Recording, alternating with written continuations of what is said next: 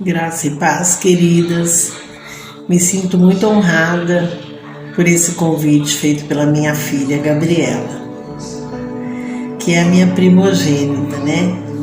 Deus me deu essa bênção e eu me sinto honrada em poder participar desse estudo de Provérbios. Nesse mês, estamos pensando muito em nós, nos cuidados que devemos ter com o nosso físico, fazendo os nossos exames preventivos, né? Cuidando de nós. Vamos cuidar do nosso corpo, que é o templo do Espírito Santo, então devemos cuidar dele direitinho, amém? Amadas, o livro de Provérbios nos traz muitos conselhos. Aliás, não só para nós mulheres, mas também para toda a nossa família, para o nosso esposo, para os nossos filhos. E ele faz menção muitas vezes às mulheres, né? E nós nos sentimos honradas por isso, com certeza.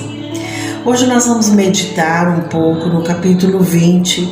Esse capítulo contém 30 versículos, mas nos deteremos apenas em alguns versículos, tá? Poderemos dividir esse capítulo em 8 tópicos. Este capítulo 20 em 8 tópicos, mas iremos nos deter apenas em alguns. Embora seja uma abordagem não tão agradável ao nosso ouvido, né? É um assunto que cada vez mais é imposto pela sociedade e em quase todas as ocasiões. O uso do álcool é romantizado e idealizado pelos mais jovens, como os idosos, os adolescentes, mas os jovens estão fazendo muito uso disso. E o impacto do consumo de bebidas alcoólicas sobre indivíduos, famílias, empresas é devastador. A gente sabe que quando chega no final do ano, existem as comemorações e nessas comemorações sempre está presente o álcool. Infelizmente, ele vem devastando as famílias. O verso 1 do capítulo 20 diz: o vinho é zombador. Tem uma tradução que diz escarnecedor. É a bebida fermentada, provoca brigas. Não é sábio deixar-se dominar por eles. Capítulo 20, verso 1. Vou ler aqui na minha Bíblia. Diz assim: o vinho é zombador e a bebida fermentada provoca brigas. Não é sábio deixar-se dominar por eles, por essas bebidas, né? Nesse texto está associada a embriaguez, a pobreza, a contenda, a injustiça. Nós vamos ver cada uma, vamos por partes, né? Vamos ver cada uma. Por que pobreza? Provérbios 23, 20 e 21 diz que uma pessoa que vive embriagada não tem como prosperar. Por quê? Porque ela fica cada vez mais pobre. Não tem ânimo para trabalhar e muitas vezes gasta tudo o que ganha, tudo o que tem nas bebidas. Então fica empobrecida cada vez mais. Por que contenda?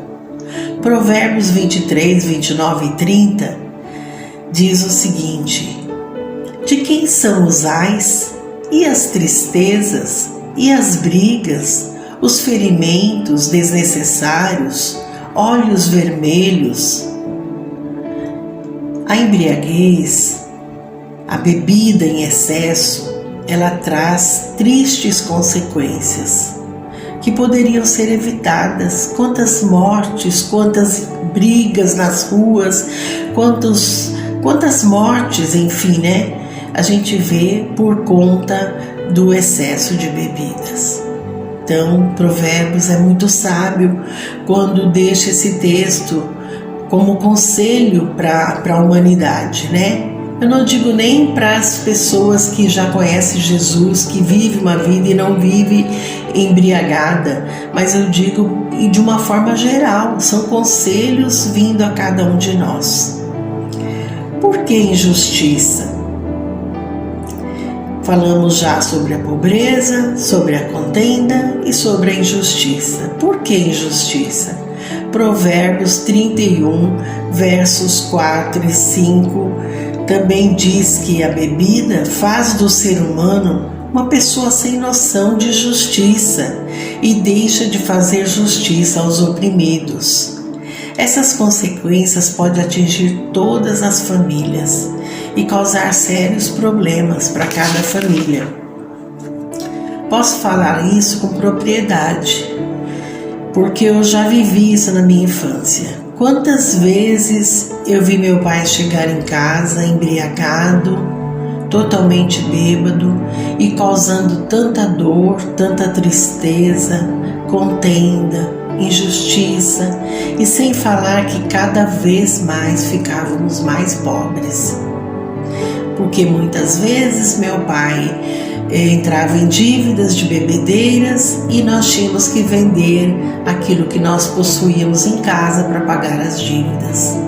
Muitas vezes minha mãe conta, porque eu era pequena, tinha 4 anos, mas eu via e tem situações que eu me lembro muito bem.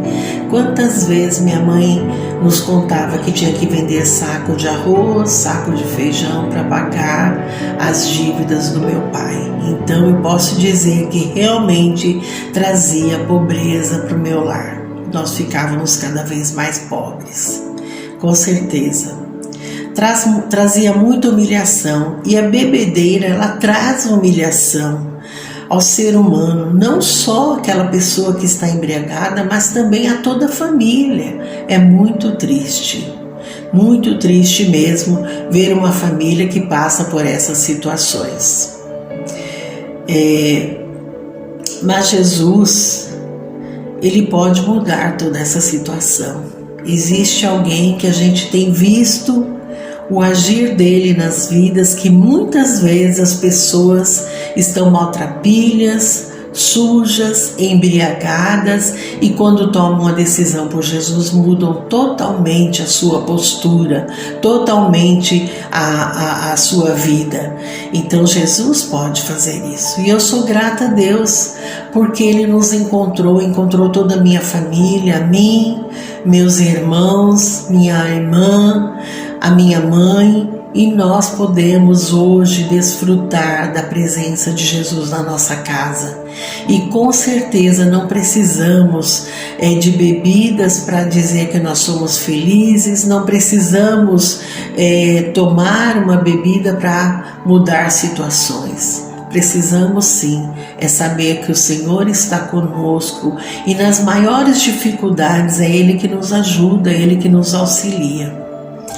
Até agora eu tenho falado da minha família, mas eu quero dizer que no capítulo 20, verso 7, diz que os filhos dos justos, aqueles que são filhos dos servos de Deus, são abençoados, pois encontram na justiça e caráter irrepreensível dos pais um modelo de integridade que os incentiva a colocar a sua própria fé em prática e os desafia também a tornarem-se sábios.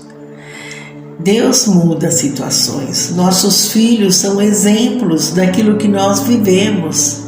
E eu louvo a Deus porque na minha tenra idade, ainda com 11 anos, eu tive essa experiência com Jesus.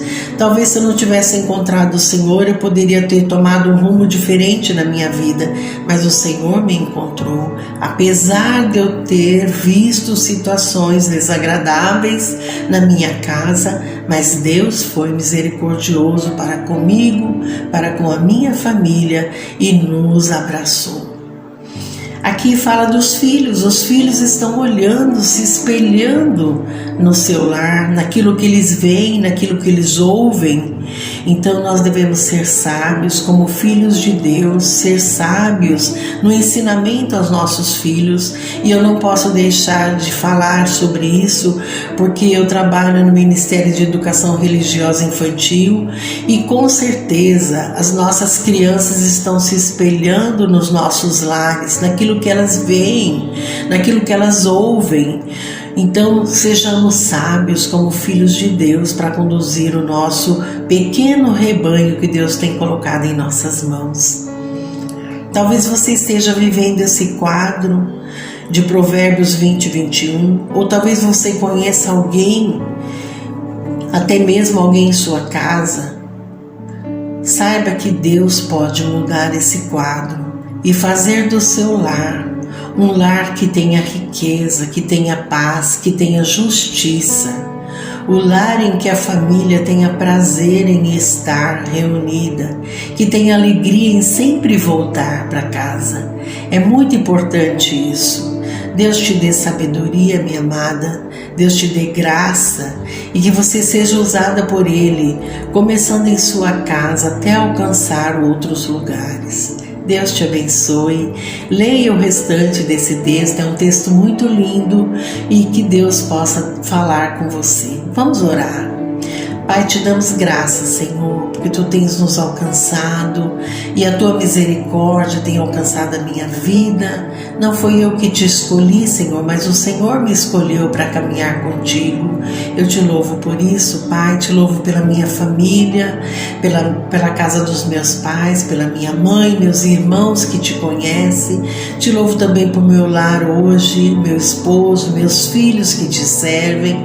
Eu te louvo, Deus, porque o cuidado do Senhor tem sido grandioso para conosco e tem nos sustentado no teu caminho. Nos dê sabedoria, Senhor, ó Deus, para caminharmos contigo cada dia e sermos exemplos, Senhor, para nossa família. Em nome de Jesus eu te peço e te agradeço. Abençoa cada irmã, Senhor, cada uma que precisa de ti, Senhor, neste momento. Visita, alcança com a tua graça, com a tua misericórdia, com a tua bondade, Senhor. Eu te louvo em nome de Jesus. Amém.